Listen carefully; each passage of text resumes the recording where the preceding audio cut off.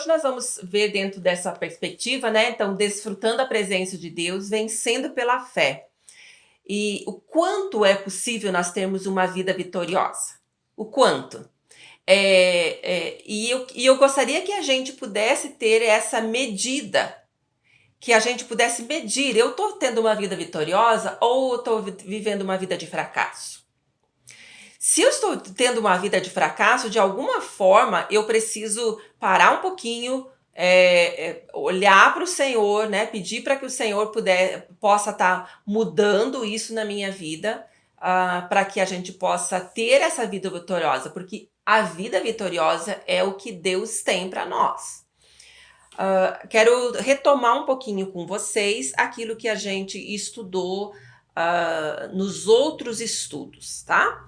Então, nós tivemos aí, nosso primeiro estudo, nós estudamos a respeito da ressurreição de Jesus e que pela ressurreição de Jesus, né, nós temos acesso ao Pai. Pelo novo e vivo caminho, nós podemos nos achegar ao trono da graça. Então, o trono da graça, ele está disponível para nós e nós podemos nos achegar a ele através da ressurreição de Jesus.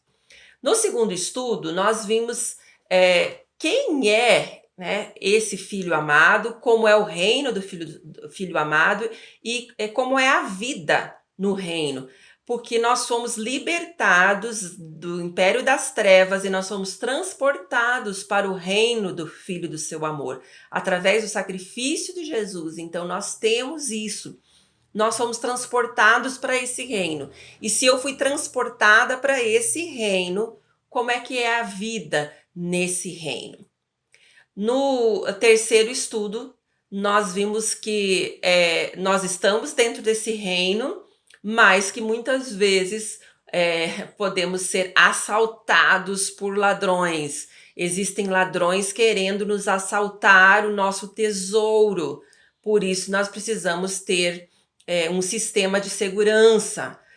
Precisamos ter esse sistema de segurança para que o diabo não roube o tesouro de Deus na minha vida. E eu preciso ficar sempre atenta, porque o diabo, ele tenta roubar e ele é astuto com respeito a isso. Nosso quarto estudo, nós falamos a respeito de identificar os ídolos do coração, que nós precisamos perceber se nós estamos desfrutando realmente da presença de Deus, do Deus verdadeiro, ou eu estou me contentando com falsos ídolos. É como se tivesse uma inversão de valores e às vezes eu estou me sentindo frustrada porque aquilo que eu estou colocando um outro Deus no lugar de Deus. Quer dizer, a satisfação está em outras coisas. E aí eu vou estar vivendo uma vida de muita frustração, porque essas coisas também nunca é suficiente. Então, nós vimos a respeito desse identificar os ídolos do coração. E na semana passada, nós vimos a respeito do pecado que impede que a gente desfrute plenamente da presença de Deus, que o povo de Israel ficou lá 40 anos e muitos, né, quase todos morreram lá no deserto e eles morreram por conta da incredulidade. A incredulidade não permitiu que eles desfrutassem plenamente da presença de Deus, nem plenamente das bênçãos de Deus. Não é que eles foram abandonados por Deus, porque eles, durante o deserto, durante a caminhada deles, eles puderam experimentar da graça de Deus, mas não plenamente, porque eles morreram por conta da incredulidade. Eles não creram que Deus era poderoso para fazê-los entrar na terra prometida. E sobre esse assunto, eu mesma tenho sido desafiada nisso e tenho parado para pensar um pouquinho sobre essa questão de como a gente é incrédulo, no sentido assim de não crer na providência de Deus, não crer na intervenção de Deus. Mas muitas vezes eu fico querendo que Deus intervenha em algumas situações que às vezes não é o foco de Deus. Às vezes a minha luta é uma luta diferente da luta de Deus. Deus está querendo me dar um tipo de vitória e eu estou querendo ter outro tipo de vitória. Entende o que eu estou querendo dizer? Que às vezes a gente está mais preocupado se eu estou indo bem no trabalho, se a família está indo bem, se o casamento está indo bem, se as coisas aqui, se eu estou conseguindo conquistar isso ou aquilo. E a agenda de Deus está noutro propósito. A agenda de Deus está em outra coisa. Aonde Deus está querendo que eu seja vencedor é outra coisa. E nós vamos ver através do Lucas, lá na história de Lucas, no capítulo 4, na verdade eu vou começar no capítulo 3. Nós vamos ver um pouquinho como é que Jesus foi vencedor. E que a vitória de Jesus é uma vitória que ela é uma vitória também para a minha vida.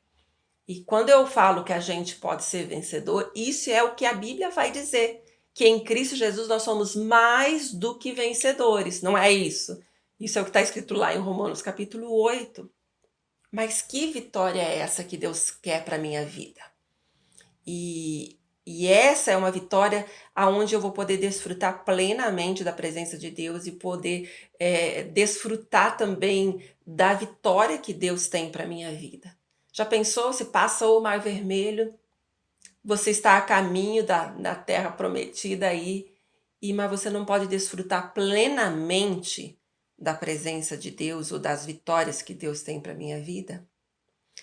Deus tinha aquela vitória da terra prometida muitos anos antes, pelo menos 38 anos antes eles poderiam ter entrado. Mas eles demoraram um tempão, porque eles não creram. Quantas bênçãos poderiam vir para a minha vida assim num tempo mais rápido?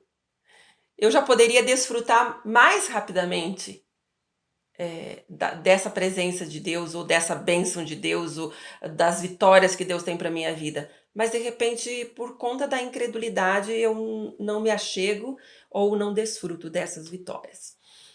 E no texto que nós vamos ver de hoje, diz ali que quando Jesus, eu estou no capítulo Lucas 3, versículo 21, tá? Quando todo o povo estava sendo batizado, também Jesus o foi. E quando ele estava orando, o céu se abriu e o Espírito Santo desceu sobre ele em forma corpórea como pomba. Então veio do céu uma voz. Então Jesus estava sendo batizado e quando Jesus foi batizado, diz que veio uma voz do céu, né? O Espírito Santo desceu como pomba. Este é o meu filho amado, que me dá muita alegria. E veio uma voz. O que essa voz disse? Este é meu filho amado, que me dá muita alegria. Aqui nós temos a presença do Pai, do Filho e do Espírito Santo. Aqui nós temos a Trindade, a triunidade representada. E a voz do Pai disse: esse é o meu filho amado, que me dá muita alegria. Um dos problemas que nós enfrentamos e que a maioria das pessoas enfrentam é uma questão de autoestima baixa. Eu vejo isso em muita gente e eu acho que de alguma forma sempre a gente tem algum nível de baixa autoestima. Mas isso às vezes nos afeta num grau que não nos permite a gente desfrutar daquilo que a gente poderia desfrutar por conta da nossa baixa autoestima. E às vezes eu fico me apegando a essas coisas e eu não permito que realmente eu possa viver as vitórias por conta dessa minha baixa autoestima. E aqui o que Jesus estava escutando Jesus estava dizendo: este é meu filho amado, que me dá muita alegria. Era a voz do Pai dizendo isso a respeito do filho. O que acontece logo depois? No capítulo 4 agora, versículo 1 e 2 diz lá: Jesus, cheio do Espírito Santo, voltou do Jordão e foi guiado pelo mesmo Espírito no deserto, durante 40 dias sendo tentado pelo diabo. Nada comeu naqueles dias, ao fim dos quais teve fome. Veja que ele estava, né? Ele foi levado pelo Espírito de Deus, e ele estava num lugar, ele estava num deserto, ele estava em jejum e ele estava sendo tentado. Nós passamos por desertos na nossa vida, mas o deserto não impediu que Jesus estivesse cheio do Espírito Santo. Ele enfrentou o deserto cheio do Espírito Santo. E ele enfrentou o deserto com fome, quer dizer, com dificuldades, sendo tentado, mas ele foi vitorioso. O diabo estava ali o tempo inteiro querendo tirar aquilo que era de Jesus. E eu sempre gosto de frisar, o diabo não é assim, tá, gente? É só uma figurinha, é só uma representação. O diabo não tem tridente, não é vermelho, não é de nada disso, a gente não sabe como o diabo é, não é desse jeito. Mas é só uma representação. O diabo vem e ele vai colocar a tentação dizendo: se és o Filho de Deus, manda que esta pedra se transforme em pão. A tentação vem, e a primeira tentação é dizer: se você é filho de Deus. Jesus tinha acabado de ouvir: este é meu filho amado. Mas aí vem uma tentação dizendo: bom, se você é filho de Deus mesmo, por que está passando fome? Transforma essas pedras em pães. Se você é filho de Deus, você tem todo o poder. Então, como é isso? Qual foi a resposta de Jesus? Jesus disse: está escrito, não só de pão viverá o homem. A resposta de Jesus vai dizer: isso que você está dizendo, eu estou com fome. Veja que a fome, o alimento, é uma necessidade primária da gente. Porque sem alimento a gente não sobrevive. O que Jesus estava dizendo: é mais importante eu ter aquilo que Deus tem para minha vida do que viver.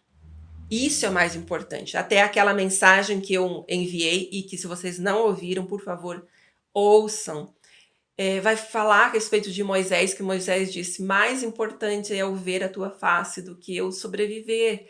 Quer dizer, eu gostei muito do que o Wesley disse sobre isso, porque às vezes eu desejo muito pouco a presença de Deus e eu troco a presença de Deus por essas outras coisas. Então, muitas e muitas vezes acontece isso, né? De a gente trocar, né, inverter, né, esses valores. Então Jesus disse: está escrito, não só de pão viverá o homem. Depois o diabo leva ele, né, para um lugar bem alto, né? Então levou ainda o diabo a um monte muito alto, mostrou-lhe todos os reinos do mundo e a glória deles. Ele disse: tudo isso te darei, se prostrado me adorares. Você quer o reino, você quer essas coisas todas? Eu posso te dar tudo, eu posso te dar poder, eu posso te dar fama, eu posso te dar, você pode conquistar todas essas coisas. O que é sucesso para a gente? Qual é a minha definição de sucesso? Se a minha definição de sucesso é conquistar esse mundo, então essa foi a proposta de Satanás. Jesus disse: está escrito, ao Senhor teu Deus adorarás e só a ele darás culto. Ele disse: eu não posso te dar culto de jeito nenhum, eu não vou te adorar de jeito nenhum. Ele não se dobrou à tentação de Satanás.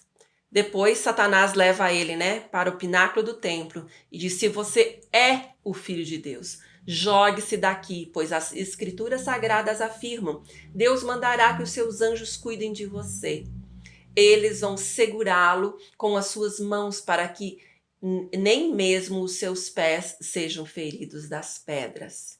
E Jesus vai responder: está escrito, não ponha à prova o Senhor seu Deus.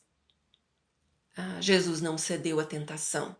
Jesus não cedeu à tentação por conta de que ele estava cheio do Espírito Santo e também porque ele cria na palavra de Deus. Logo após isso, os anjos vieram e serviram a Jesus. Aquilo que o diabo estava propondo, aquilo que o diabo estava dizendo, estava com fome, por que você não transforma as pedras em pães? Logo em seguida disso, nós vemos que vem a provisão de Deus para com a vida de Jesus. A pergunta aqui que a gente precisa fazer é, quando Jesus estava ali sendo tentado, ele estava sendo tentado como homem ou como Deus? A Bíblia vai dizer, né, que Deus não pode ser tentado. A tentação não chega a Deus. Mas Jesus é 100% homem. E ele estava sendo tentado como homem. Veja que se vocês voltarem um pouquinho no Lucas, no capítulo 3, no finalzinho do versículo 23, logo depois que ele foi ali do batismo, Jesus tinha cerca de 30 anos de idade quando começou o seu ministério. Ele era considerado filho de José. Mostra a genealogia dele como homem.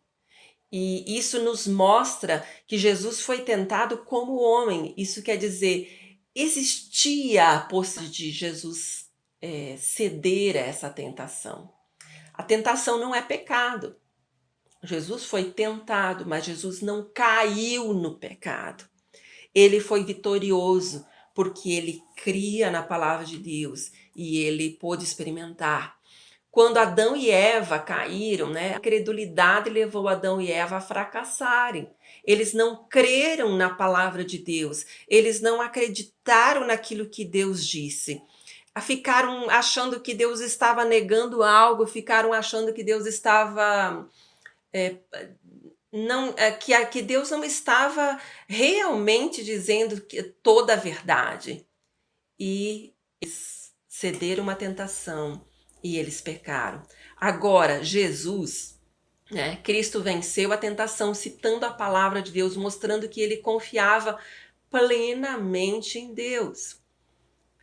Pela fé, ele venceu as tentações. Assim como pela fé, eu também posso vencer as tentações. E Jesus nos mostra como é que eu posso vencer as tentações. Eu posso vencer as tentações crendo que aquilo que Deus disse é desse jeito. É daquela forma. Então eu preciso crer no que a palavra de Deus diz a meu respeito. Eu preciso crer no que a palavra de Deus considera pecado. Eu preciso crer naquilo que Deus considera que é uma virtude. E não inverter os valores e não achar que o pecado é o que vai me satisfazer. Que o pecado é aquilo que vai trazer a solução para a minha vida.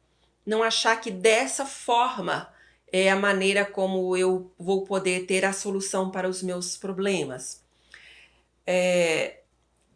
Lá no Colossenses, eu gostaria que vocês abrissem lá no Colossenses capítulo 3, vai dizer assim: portanto, já que vocês ressuscitaram com Cristo, quer dizer, se vocês já ressuscitaram com Cristo, e aí cabe uma pergunta: você já ressuscitou com Cristo? Você já tem a nova vida que Cristo traz para você? Lembra lá do estudo que a gente foi transportado do reino das trevas para o reino do Filho do seu amor?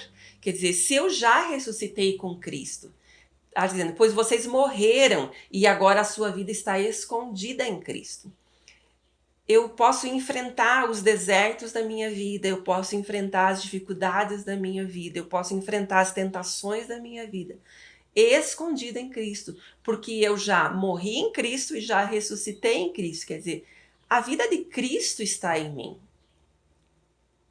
E a vida de Cristo é uma vida vitoriosa. Então, se a vida de Cristo, do Cristo vitorioso está em mim, eu tenho uma vida de vitória. E ali vai dizer, então, né, na continuação do texto do Colossenses, no capítulo 3, vai dizer: procurem as coisas do alto, pensem nas coisas do alto. E depois disso, façam morrer a natureza terrena. Faça morrer a natureza terrena. Então, se você já ressuscitou com Cristo, ele vai dizer: pense nas coisas do alto, procurem as coisas do alto e faça morrer a natureza terrena. Então, no Colossenses 3, ele vai começar a descrever quais são essas coisas que são do alto e quais são as coisas que são aqui da terra. Nesse sentido, eu quero que vocês vejam que o apóstolo Paulo aqui, ele vai colocar todas essas coisas. Ele vai dizer que ele vai nomear essas coisas. Isso nos mostra que eu preciso olhar para a minha vida e ver se nessas coisas eu estou tendo vitória ou não. Então agora eu gostaria que você pegasse aquele papel e aquela caneta que eu dei para vocês aí, né? Que eu pedi para vocês pegarem.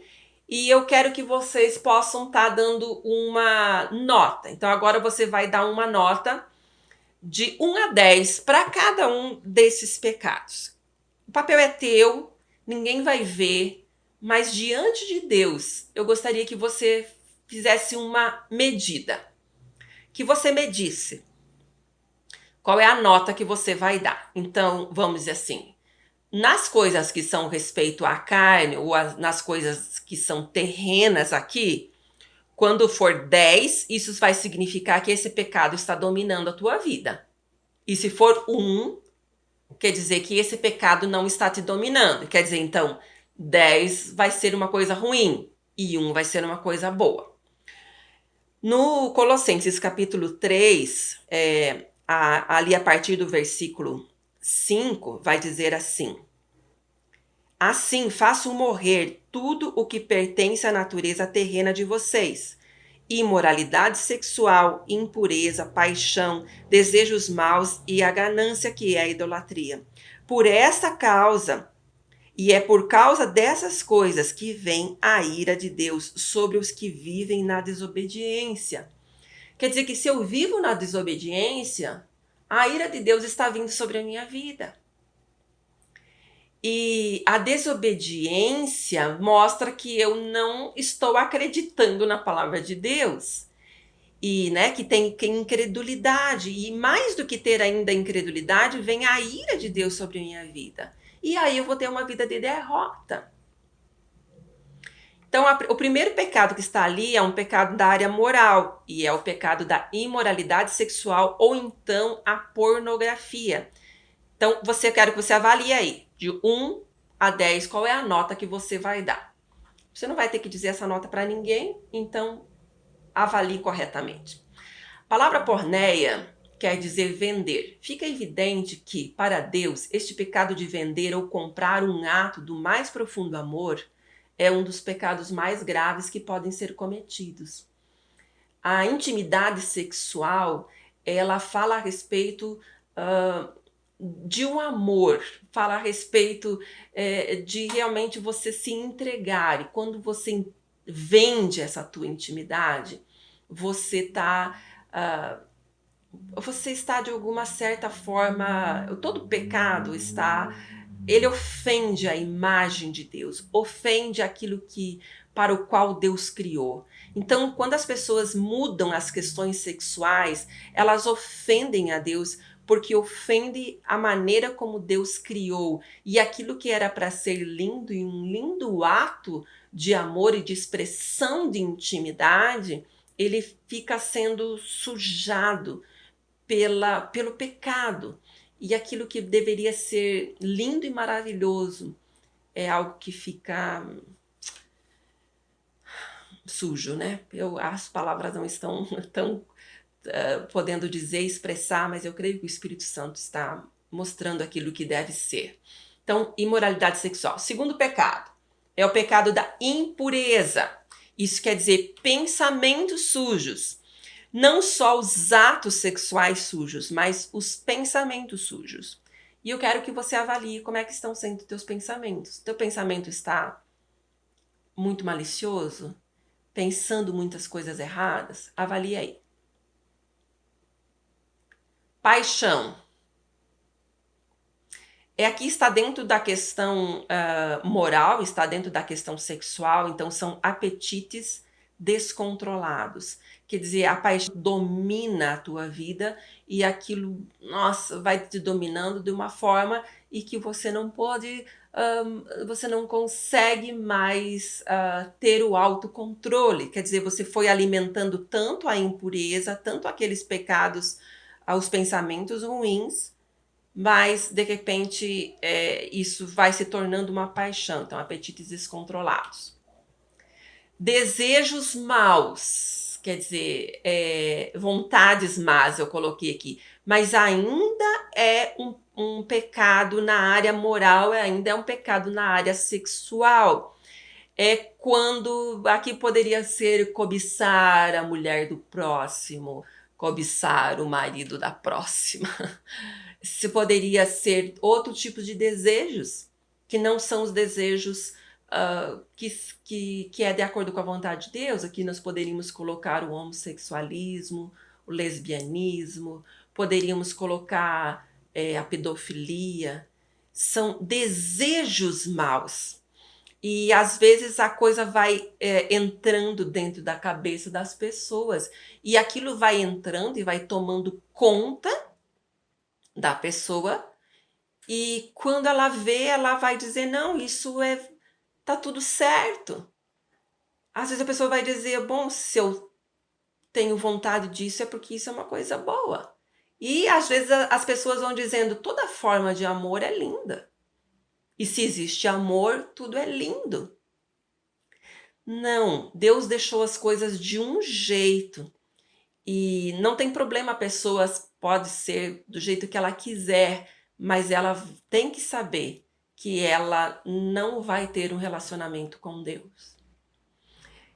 A Bíblia vai dizer que esse outro jeito de lidar com a sexualidade, vamos dizer, o adultério, ou o homossexualismo, o lesbianismo, todas essas coisas, é como se você estivesse colocando um outro Deus. A Bíblia vai usar a palavra adultério para na parte espiritual. Então, quando eu opto por essas coisas, eu estou deixando de lado Deus. Quero dizer que aqui quero deixar claro que a pessoa tem o direito de escolher o que ela quiser ser. Mas ela precisa saber que ela está rompendo com o relacionamento com Deus quando ela pratica essas coisas. E que ela precisa entender que isso é não crer que a vontade de Deus é boa e é suficiente. Pecados sociais, aí vai ter a ganância. Vocês estão anotando aí? Estão dando uma nota aí para vocês? Agora vai mais nessa questão aí da questão social. Ganância, eu quero mais, mais e mais. Aqui a ganância é avareza e é um egoísmo, porque eu quero muito para mim. E aí vai o pecado que eu vou puxar o tapete do outro, que eu vou falar mal do outro, não importa o que eu quero, né? Não importa do jeito que eu faço, não importa, eu quero ganhar, eu quero ter. Então, para eu ter e para ter o sucesso, eu vou ter essa, eu vou ter essa avareza, vou ter essa ganância. Ira. Temperamento explosivo. Gritaria. Esse explodir, esse irromper. Quando eu faço valer a minha vontade no grito. Indignação. É uma ira que vai se acumulando e que jamais cessa. Eu fico indignado com alguma coisa e aquilo vai tomando conta da minha vida. Maldade é quando aquela ira ou aquela indignação sai do meu coração e já vai para os atos, né? É o que prejudica ou ofende, atitude má, perversa, crueldade, desumanidade. Quer dizer, é quando a minha ira já quer partir para um ato de que eu quero fazer a outra pessoa sofrer. maledicência. Então eu não me contento também só de eu sentir essa ira, agora eu quero falar mal da outra pessoa também. É aquela crítica maldosa, aonde eu vou ficar falando mal da outra pessoa. Linguagem indecente, vocabulário indecente, quer dizer, a língua maliciosa, eu levar para um outro lado, eu interpretar de outra forma as situações. Então, vocabulário indecente poderia ser colocado como palavrões, poderiam também ser colocado como xingamentos. Eu tenho que lembrar que tudo isso ofende a imagem de Deus na vida da outra pessoa. Mentira, faltar com a verdade.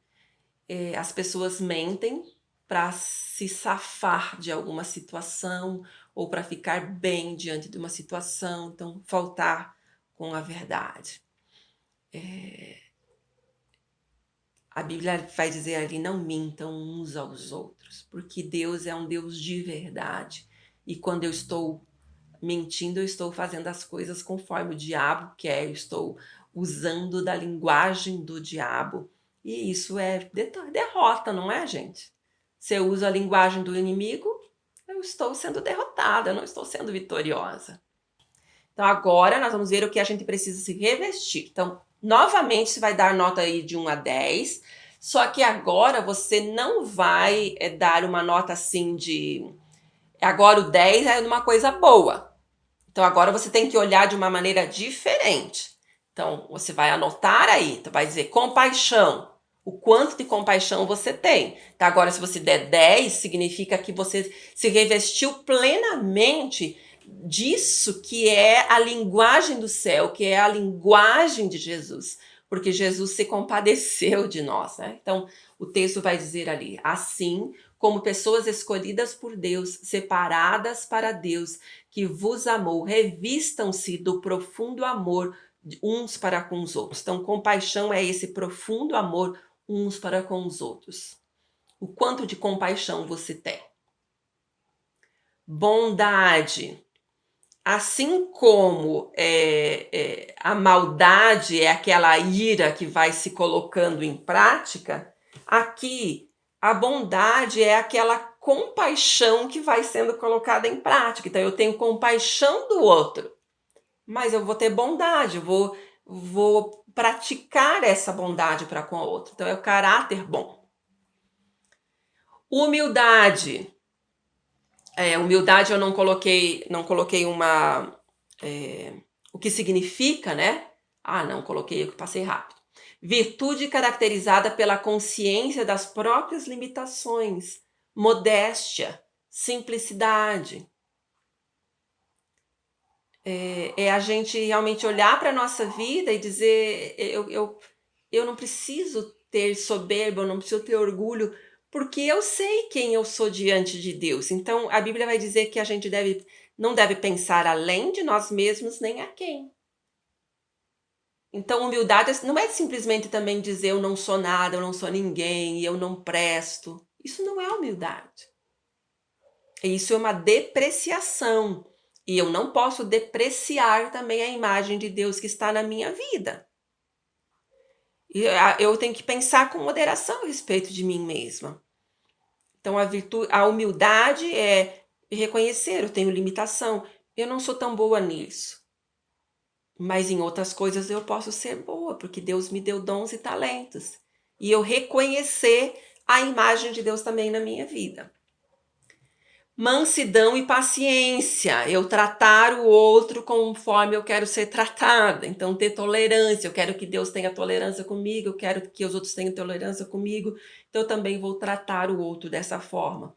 Mansidão e paciência, tratar o outro com tolerância. Perdoar. Lembre-se de que o Senhor os perdoou, de modo que vocês também devem perdoar. Muita gente tem dificuldade com isso. E aí eu queria que a gente parasse para pensar um pouquinho por que o ser humano tem tanta dificuldade de perdoar. Na verdade, a gente tem dificuldade para perdoar porque a gente foi ferido.